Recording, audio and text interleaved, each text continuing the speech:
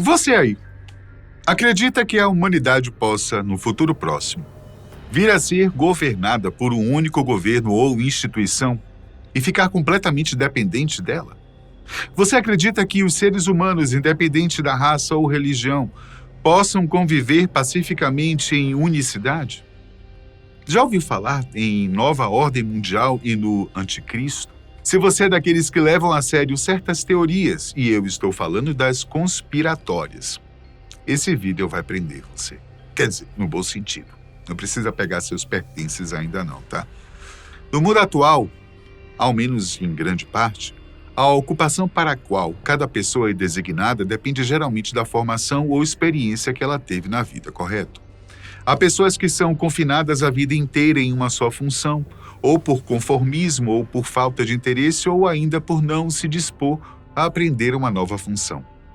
Há pessoas com múltiplos dons que podem exercer diferentes funções, desde as mais simples, que não precisam de conhecimentos específicos, até aquelas mais complexas, onde um mínimo de conhecimento científico é requerido, como nas áreas de astronomia, tecnologia da informação, física quântica e outras. Há também os desinteressados, que não se importam com o trabalho que fazem, se é que fazem, e muito menos em aprender algo novo para ter uma vida melhor.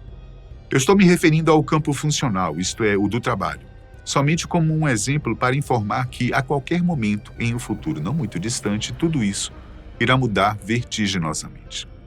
Os trabalhadores, desde aqueles na base da pirâmide até os que estão próximos ao topo, poderão ter o mesmo tratamento e passar a conviver em ritmo de igualdade. Igualdade em praticamente todos os âmbitos, especialmente no de posses, direitos e deveres. Com tudo isso, não será algo estranho para você ou para qualquer outra pessoa. Vai ser normal. Essas e outras mudanças só serão possíveis de ocorrer depois do grande e esperado evento. Este evento será marcado pelo dia em que todos na Terra se tornarão uma única sociedade.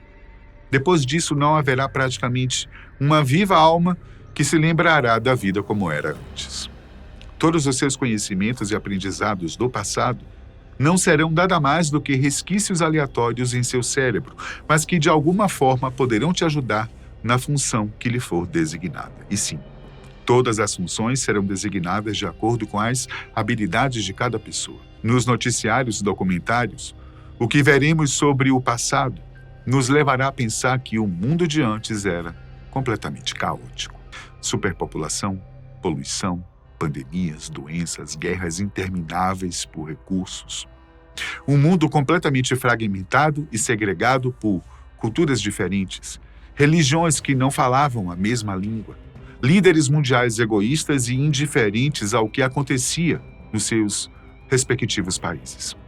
Além disso, veremos que, no mundo anterior ao grande evento, havia muita pobreza, enquanto poucos se enxugavam em suas notas de dólares ou tagarelavam sobre seus bitcoins. Passará por sua cabeça, em algum momento, que viver num mundo como aquele deve ter sido horrível. Sorte a sua, ter memória de todos ter sido, de certa forma, apagada e renovada. O grande evento salvou a humanidade. As cidades, até mesmo as megalópolis, estão agora calmas, eficientes e todo mundo parece viver numa mesma esteira, sem fronteiras e sem conflitos. Vivemos uma sociedade global, provida e segura. Ninguém parece ter mais privilégios do que o outro.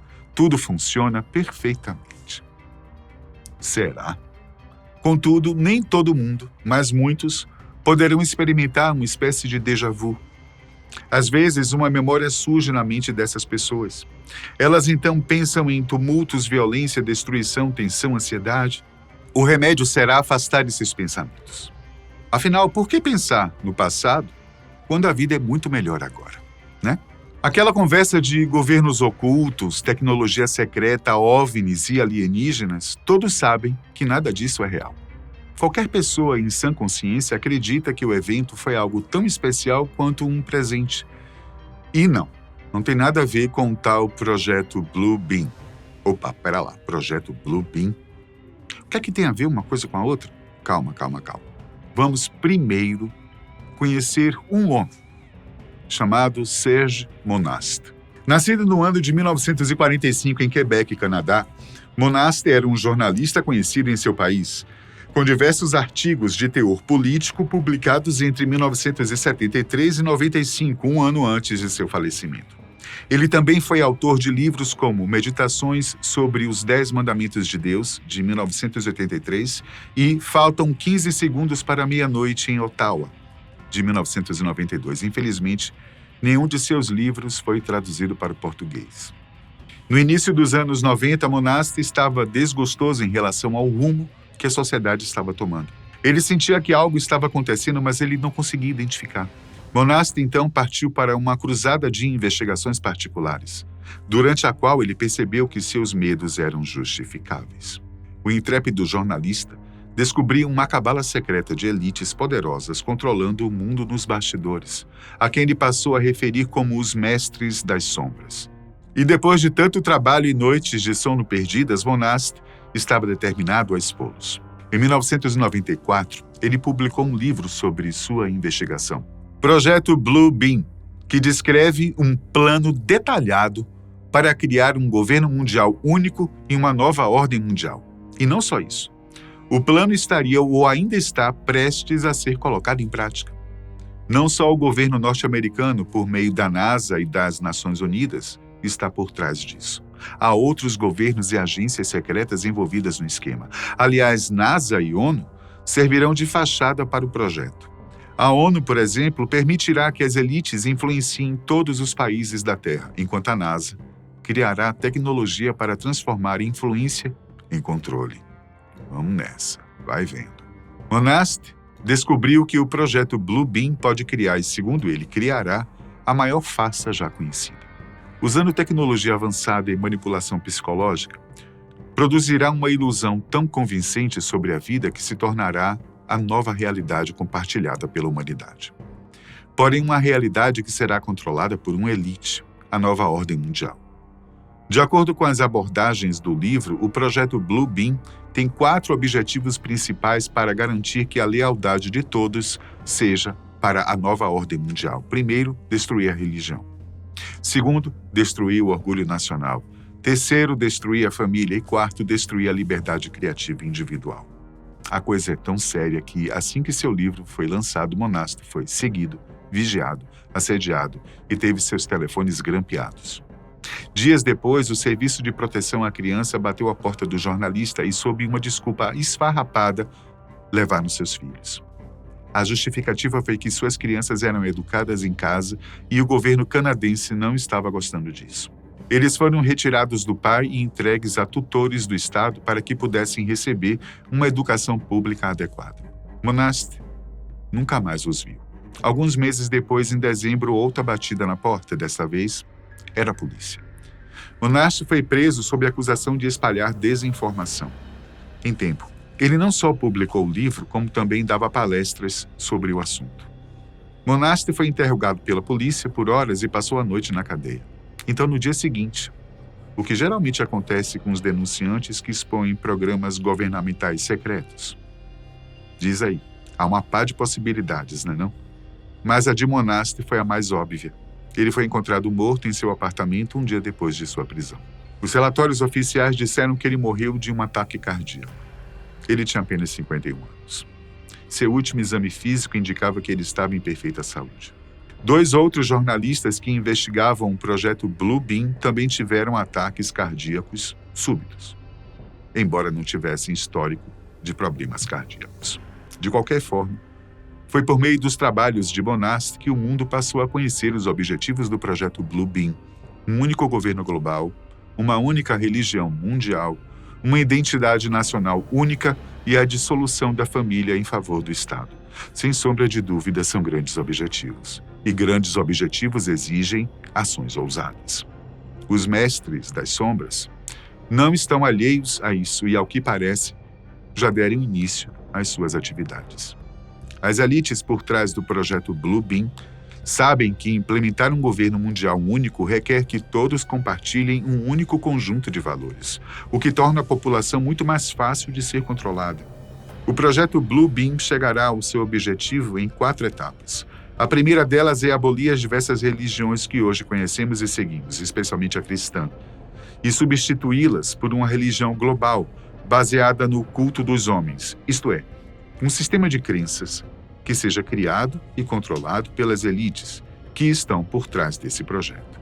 Isso implica que, em vez de adorar uma divindade ou seguir uma religião tradicional, as massas seriam encorajadas a adorar uma entidade ou conjunto de valores desenvolvidos artificialmente pelos que estão no poder. Essa ideia parte do plano de estabelecer um controle global, promovendo um único conjunto de crenças que facilite a manipulação e o controle das pessoas. Em essência, é a idolatria de algo criado pelo próprio homem, em vez de algo divino. Monaste chamou isso de a religião da nova era. Em suas palestras quanto a isso, ele costumava dizer o seguinte: devemos lembrar que a religião da nova era é a base fundamental para o novo governo mundial, sem a qual a ditadura é completamente impossível. É por isso que o projeto Blue Beam é tão importante para eles, mas tem sido algo tão bem escondido até agora. Ditadura. Eis aqui uma palavra que chega a ser uma provocação para a maioria das pessoas, né? Afinal, ela deturpa tudo o que está relacionado à liberdade, seja de expressão, religiosa ou qualquer outra. Não há livre pensamento nesse contexto. Tudo que você pensar tem que ficar escondido em sua mente, pois pode se tornar uma arma contra você mesmo. Isso se você não estiver falando bem do governo, né? Mas como você pode destruir todas as religiões? Encontrando artefatos arqueológicos que as desacreditem? A resposta é produzir fortes evidências físicas como provas de que a doutrina existente está errada. E não seria a primeira vez que a religião seria impactada por uma nova descoberta. Até por volta de 2000 anos atrás, por exemplo, o mais comum de se ver eram civilizações inteiras que acreditavam não em um, mas em vários deuses. Os antigos egípcios, os gregos, romanos, sumérios, babilônios e vários outros povos eram politeístas. Até que em um dado momento na história, onde está incluída a morte de Jesus, uma instituição forte e apoiada por alguns reinados impôs a todas aquelas civilizações que existia apenas um Deus, e era a ele que deveriam se dirigir e respeitar sob pena de irem para o inferno. O inferno é uma segunda instituição criada para o castigo daqueles que não mereciam a primeira instituição, chamada de céu ou paraíso, mas no fundo era a igreja. Já no século XX, outro fato histórico aconteceu que trouxe vários questionamentos fundados pela igreja desde que Jesus foi crucificado. Esse fato foi a descoberta dos famosos manuscritos do Mar Morto. Em 1947, numa região conhecida por Qumran, no deserto da Judéia, Cisjordânia, um pastor encontrou alguns jarros de barro em uma caverna, e desde então novos textos religiosos surgiram. O livro dos Jubileus, a Sabedoria de Salomão, o livro de Tobias e, claro, o mais famoso, o controverso livro de Enoque. A igreja, sentindo que aqueles textos poderiam não ser tão positivos para a segurança da própria instituição, deu causa perdida a eles, chamando-os de apócrifos, e não permitiu que fossem incluídos no cânon bíblico, isto é, na Bíblia como a conhecemos hoje, que, aliás, foi alterada inúmeras vezes durante esses 2000 anos. Essa descoberta dos manuscritos do Mar Morto não mudou fundamentalmente a religião, mas fez os estudiosos questionarem o que mais estamos perdendo. Imagine um terremoto que revele uma tecnologia enterrada por 2 milhões de anos, que prova que o DNA humano foi engenhosamente produzido por alienígenas ou outra raça avançada. Já imaginou? Isso não apenas minaria completamente a história da criação, mas também desmentiria a evolução de Darwin. Bom, passado o primeiro degrau para a nova ordem mundial, vem a segunda etapa, hologramas globais de deuses e OVNIs. Essa tecnologia não existe, pelo menos não por enquanto. Hoje temos tecnologia para criar imagens holográficas, sim, mas não de uma forma esplêndida que toda a população de uma cidade possa ver. Uma projeção holográfica de proporções gigantescas exigiria tanta energia que um país teria que dedicar a energia que produz para isso. Mas digamos hipoteticamente que, de alguma forma, os mestres das sombras consigam realizar essa proeza. E ela usaria a própria ionosfera como uma tela ultra-hipergigante para projetar o holograma. Impossível? Teoricamente, não é não. A ideia, em resumo, é criar essas projeções que mostrem, primeiramente, os deuses de cada uma das religiões hoje existentes, em locais adequados, onde a maioria segue determinada religião. Então, onde a maioria é cristã, provavelmente seria imagens de Jesus Cristo que surgiria. Falando em todos os idiomas, onde a maioria é budista, seria a imagem de Buda e assim por diante, cada um deles. Jesus, Buda, Maomé, Shiva e outros. Diria aos seus seguidores que tudo que já viram e ouviram até aquele momento não era verdade. E que daquele momento em diante eles deveriam acreditar em um único ser, em um novo Deus. Enquanto a fala evolui, as imagens vão se transformando nesse novo Deus único. E aí então vem a etapa 3, o controle mental por meio de ondas eletromagnéticas. Essa tecnologia existe, mas não é um controle mental de verdade. Ela pode afetar humores, causar ansiedade, deixar as pessoas doentes e até mesmo matá-las. Mas ainda não é possível implantar mensagens no cérebro ou criar espécies de zumbis tecnológicos.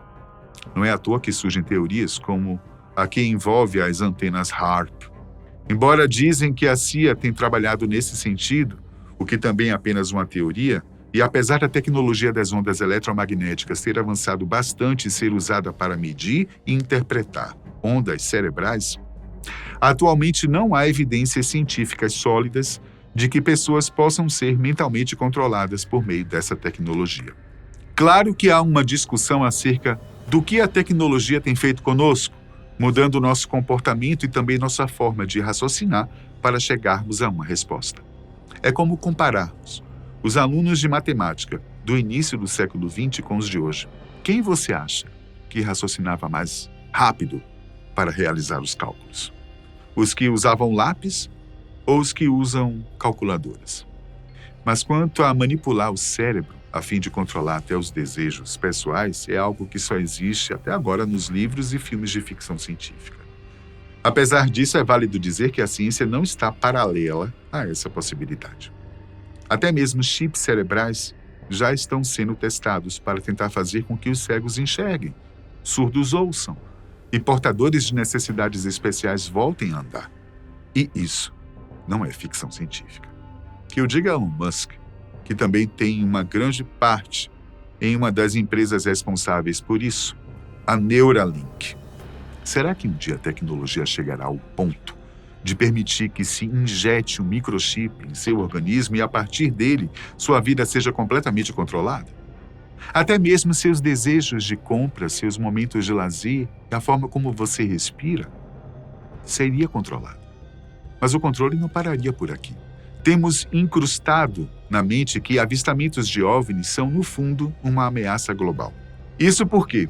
Por se tratar de uma civilização totalmente estranha e teoricamente mais avançada, já que eles fazem viagens intergalácticas, seríamos alvos fáceis e completamente limitados, o que facilitaria o avanço alienígena. Simular uma invasão alienígena, mesmo sem tecnologia holográfica, poderia ser feito. Tudo o que precisamos é de uma história e de uma mídia confiável para promovê-la. E, claro, de pessoas que acreditam em tudo o que é falado pela mídia. Isso seria o suficiente para provocar um caos inimaginável, sem falar que traria medo generalizado. Afinal, o que um cidadão comum poderia fazer contra um alienígena? Nada. Dependeria única e exclusivamente do governo. Associando isso a outras fases da nova ordem mundial, aí sim teríamos um mundo bem semelhante àquele apresentado no clássico 1984, de George Orwell. Publicado em 1949, o romance se passa em uma sociedade distópica onde o governo, liderado pelo Big Brother, o Grande Irmão, exerce controle total sobre todos os aspectos da vida das pessoas. Através de propaganda, repressão e vigilância constante, o partido manipula a realidade e impõe uma ideologia única, suprimindo qualquer forma de dissidência. O protagonista, Winston Smith, trabalha no Ministério da Verdade, onde sua função é reescrever a história para que ela se alinhe às versões oficiais do partido. Winston se torna cada vez mais consciente da opressão que o rodeia e começa a buscar maneiras de resistir e encontrar a verdade. O livro explora temas como a perda da individualidade, a manipulação da linguagem e da informação e a natureza do poder e da liberdade. 1984 é uma advertência sobre os perigos do autoritarismo e a importância de proteger os direitos e liberdades individuais. Você aí, você consegue ver alguma relação entre esta obra e o projeto Blue Beam? Deixa aí sua opinião nos comentários, tá bom? Antes que a nova ordem mundial impeça você de escrever qualquer coisa. Um pouquinho de humor, né, gente?